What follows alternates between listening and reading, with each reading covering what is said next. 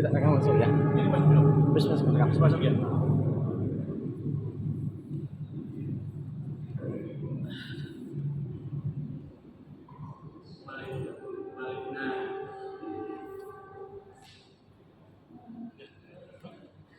Ini kayak gitu.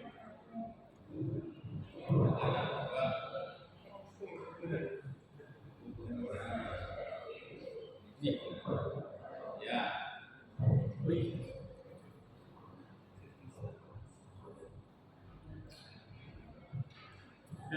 Cek.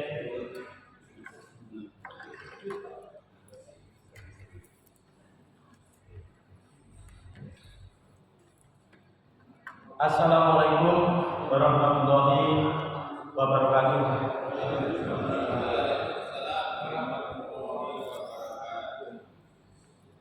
Bismillah tawassalna ilah. Bismillah tawassalna ilah. Bismillah tawakkalna Allah. Bismillah, bismillah, bismillah.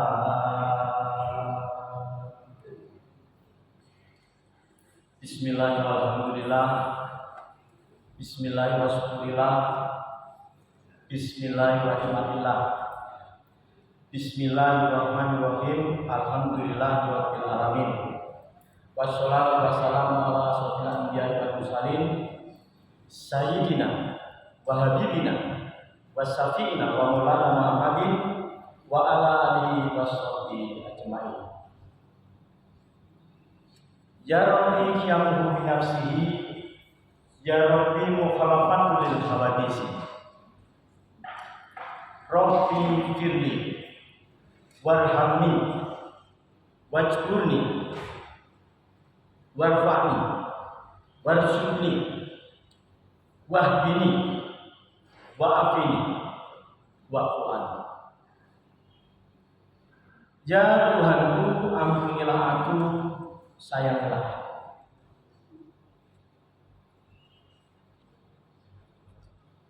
Tutuplah aibku, angkatlah tinggi derajatku.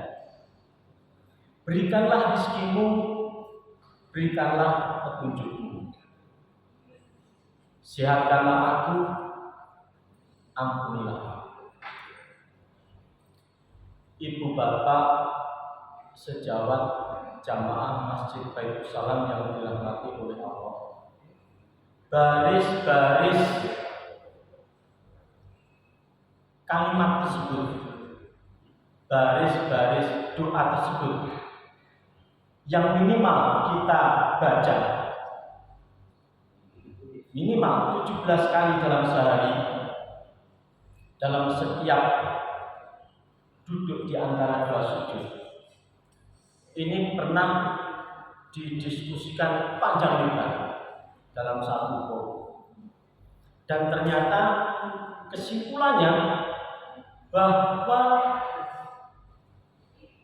baris-baris ini, doa ini sebenarnya sudah cukup karena mencakup banyak hal. Jadi kalau dari yang pertama kita lihat beberapa poin pentingnya di situ adalah tentang ampunilah aku, sayangilah aku, tutuplah aibku. Masing-masing kita tentu tidak bisa menghindar dari yang namanya aib. Kita ini punya aib pasti. Bahkan setiap hari kita bisa saja menceritakan aib. Tapi karena kebesaran kemurahan Allah, kita akhirnya ditutup aib-aib tersebut. Angkatlah tinggi derajatku. Angkatlah tinggi derajatku. Derajat tentu saja pemahamannya di sini adalah derajat keimanan dan ketakwaan. Keimanan dan ketakwaan kita. Maka seringkali itu yang terus dipesankan kepada kita di dalam berbagai setiap kesempatan. Inna akramakum indallahi atqakum. Bahwa sesungguhnya yang paling dekat di sisi Allah itu adalah yang paling mulia di antara kamu semua, di antara kita semua. Tapi sayangnya dalam keseharian kita memahaminya, dipahaminya, angkatlah tinggi derajatku ini ternyata ada pergeseran pemahaman. Masyarakat kita melihat, memandang derajat yang tinggi ini adalah dari kepemilikan materi. Nah ini, sopo sing tanahnya luas, nah itu dianggap derajatnya lebih tinggi. Sopo sing berbaris-baris mobilnya lebih banyak, itu yang derajatnya lebih tinggi. Sopo sing besaran deposito tabungan sahamnya banyak dan lain-lain, masyarakat memandang itu sebagai derajat yang lebih tinggi. Nah seperti itu. Padahal di berbagai kesempatan kita tidak dipesankan seperti itu. Bahkan dalam pemahaman Syekh Muhammad Mutawakkil Asy-Syarafi dikatakan kepemilikan harta tersebut, rumah, tanah, mobil dan sebagainya, itu adalah rizki pada tingkatan yang paling rendah. Paling rendah ternyata. Nah tentu saja kalau ada rendah berarti ada yang tinggi, rizki tingkatan paling tertinggi. Apa yang tertinggi itu? Rizki tersebut adalah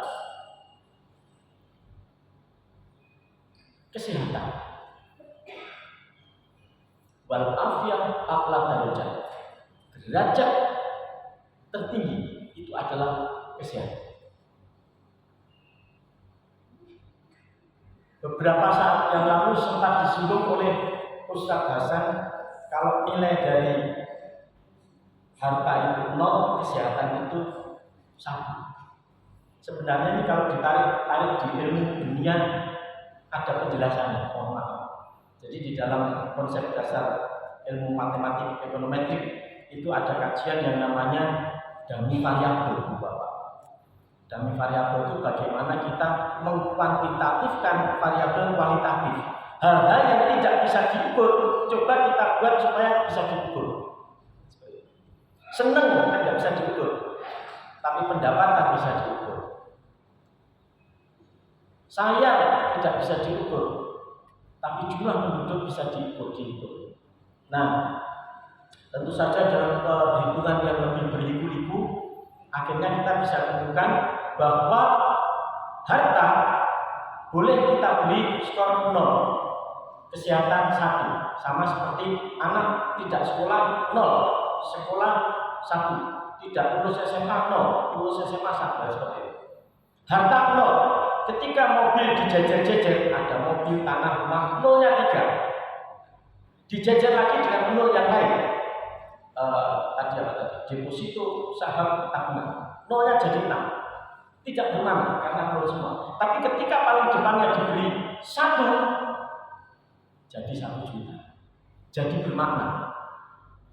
Pemahamannya, sebanyak apapun harta yang dimiliki, itu ternyata akan berakhir sia-sia kalau kesehatannya tidak baik. Nah, oleh karenanya dalam satu deret kalimat doa tersebut adalah angkatlah tinggi derajatmu. Itu yang dimaksud sebenarnya bukan itu, bukan harta. Tapi kita sebenarnya hari-hari kita biasanya terjebak dengan kejar-kejaran masalah hal tersebut. Sesuatu yang kita bela mati-matian, cari mati-matian pagi, siang, sore, malam, bahkan kadang dengan trik strategi yang menyakitkan orang lain. Nah itu. Bahkan dalam deret-deret tentang harta rezeki, tentu saja kita tidak bisa terlepas dari cerita Pak Abdurrahman bin Auf tentu saja. Nah, saya paling suka yang kapan dari kan pernah cerita tentang itu seneng sekali. Terlepas dari pemahaman bahwa beliau ini orang yang gagal miskin, ditakdirkan gagal miskin, sugih terus kan gitu ya. Terus pada akhirnya banyak pemikir peneliti itu meneliti Pak Abdurrahman bin Auf ini sebenarnya seperti apa sih, kok bisa seperti itu. Dari beberapa konsepnya memang Pak Abdurrahman bin Auf itu selalu kalau bertransaksi itu mintanya tunai, tidak dihutang, supaya menjaga cash flow-nya, duitnya melaku terus.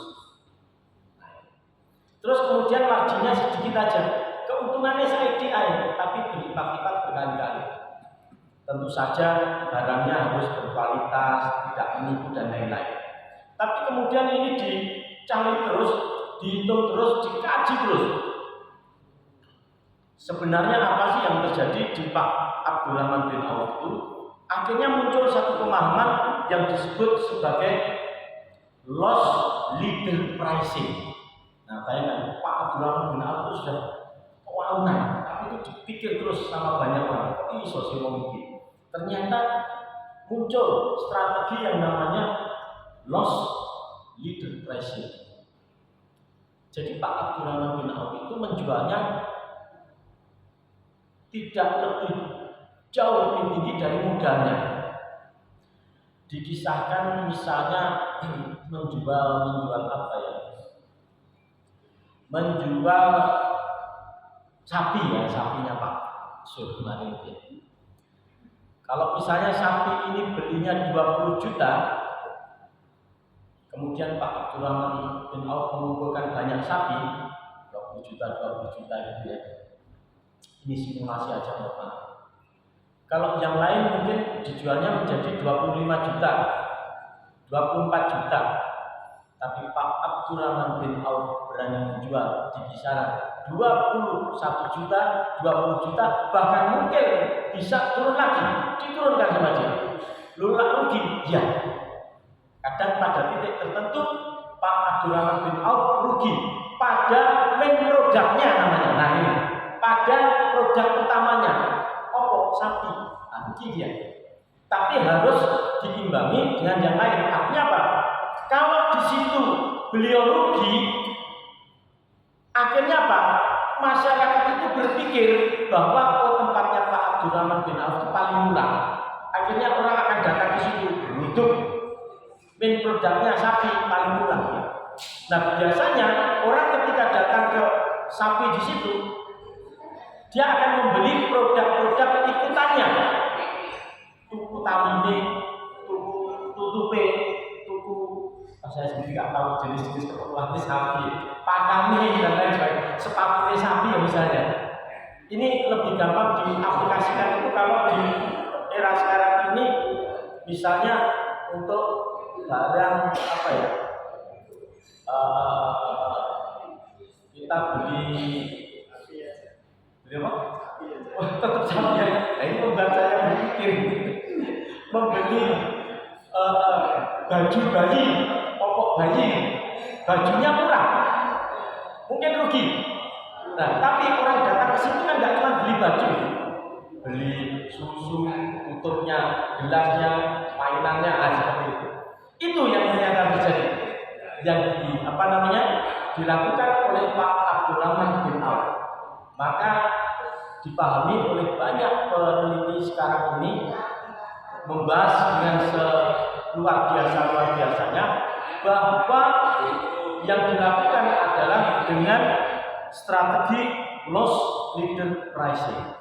Main produknya dibuat mepet keuntungannya, bahkan dijual dengan harga sebesar harga modalnya, bahkan turun sedikit lagi itu. Tapi dia nanti berharap pada supporting produknya. Nah, seperti itu. Nah, gitu. Saya mau mencontohkan apotek kok nggak enak. Apoteknya, jadi ketika ada main produk di situ murah, sana murah, itu ya. Maka akan diikuti yang lain. Kuning sekali ketemu murah akan ketemu yang lain. Nah, ternyata di tempat lain ada yang sama, nanti biasanya itu sama. Nah ini terkait dengan rizki gitu ya. Jadi supaya kita itu diangkatlah tinggi derajat kita. Jadi berikanlah rizkimu, berikanlah petunjukmu. Nah petunjukmu ini. Jadi pada tiap-tiap Jumat kan kita di apa itu namanya diingatkan mayah hilau falam hilala wa ma yudlil fala hadiyah. Barang siapa yang Allah telah berikan petunjuk, maka dia tidak akan tersesat selamanya. Dan bagi siapa saja yang tidak diberikan petunjuk, maka dia akan tersesat selamanya.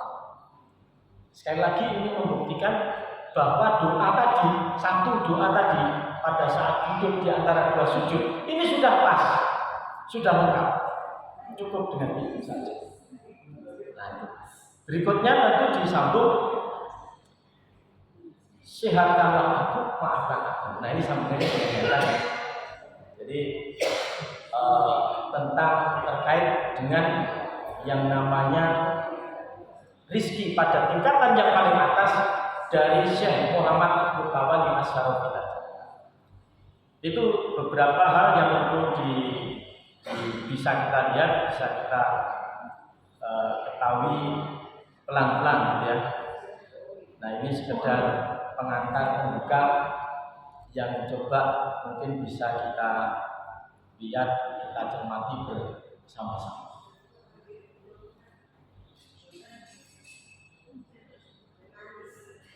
Jadi pada Jumat yang lalu takmir memberitahukan ke saya untuk agenda akad pagi ini. Saya bilang, oh iya, meskipun pagi ini habis ini pergi. Dan ternyata lupa kalau tadi malam itu saya juga lihat manten sampai jam 10 malam. Terus Pak Arifin juga sama tapi di tempat beda. Tapi Pak Arifin nggak pulang, pulangnya di Surabaya. Wes kayak gitu. Nah tetap jalan. Nah disampaikan ke saya untuk ada di sesi kajian akad pagi ini. Saya iakan pada hari Jumat, terus Sabtu saya mikir, terus apa yang saya isi ini kan? Tentu saja yang berpikir. Yang sebelumnya santai nyaman akhirnya mikir, ketemu saya beri judul Pak, judulnya lamunan. Nah, ini tentu membuat aneh tapi saya suka dengan judul ini. Sebab kalau ibu bapak klik di situ lamunan maka akan muncul Mbak Happy Asmara. Itu sudah sejak Februari lalu sudah di-view lebih dari 8 juta orang. Terus ada lagi punyanya Mbak Sokoy, banyak sekali. Diva, Sokoy, banyak si Farel dan lain-lain. Sangat banyak. Artinya apa? Boleh disebut lagu atau apa dia? Itu sangat viral. Saya berharap keviralan tersebut bisa kita ikuti viralnya gitu. Tapi jangan berharap di sini akan muncul penggalan baik-baik lamunan tersebut. Nah tentu kita harus menggeser. Lamunan di sini, angan-angan di sini yang dimaksud itu bukanlah tulul amal, panjang angan-angan, bukan itu. Tulul amal, panjang angan-angan ini tidak diperkenankan di kita. Di Islam tidak boleh. Misalnya saya jadi presiden, itu akan tak ratakan ke asli, tak tahu lebih baik. Itu namanya tulul amal ya. Panjang angan-angan. Anak-anak SMP ya yang belajar bahasa Inggris itu katanya itu kondisional tingkat ketiga, sesuatu sih nggak mungkin. Nah, lamunan di sini, angan-angan di sini. Terima kasih Pak Rasul. Lamunan yang dimaksud itu angan-angan, mimpi, kira-kira seperti apa bagi seorang Muslim.